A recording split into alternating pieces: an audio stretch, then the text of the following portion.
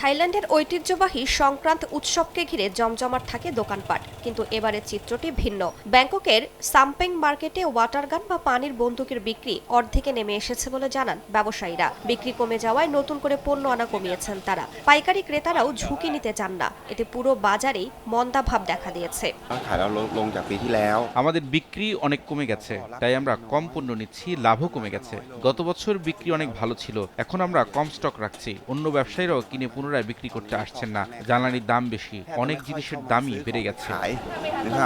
এর পেছনে বড় কারণ মধ্যপ্রাচ্যের চলমান সংঘাত থেকে তৈরি হওয়া বৈশ্বিক জ্বালানি সংকট। জ্বালানির দাম বাড়ায় পরিবহন ব্যয় বেড়েছে, যার প্রভাব পড়ছে মানুষের দৈনন্দিন খরচে। উৎসব ঘিরে খরচ কমানোর প্রবণতাও বাড়ছে।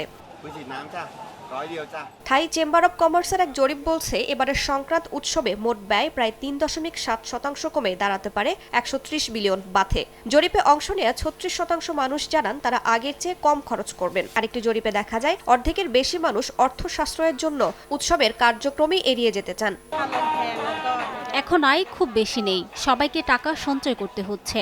আমাকেও মিতব্যয়ী হতে হচ্ছে, যা প্রয়োজন শুধু সেটাই ব্যবহার করছি। সাধারণত এই ছুটিতে শহর ছেড়ে গ্রামের বাড়িতে ফেরেন অনেকে, যা সারা দেশে অর্থনৈতিক কার্যক্রম বাড়ায়। তবে এবার বাড়তি ভাড়া ও যাতায়াত খরচের কারণে অনেকেই সেই পরিকল্পনা বাতিল করছেন। এতে শুধু উৎসব নয়, সামগ্রিক অর্থনীতিতেও প্রভাব পড়ছে বলে মনে করছেন সংশ্লিষ্টরা। রাইসা জান্নাত, সময় সংবাদ।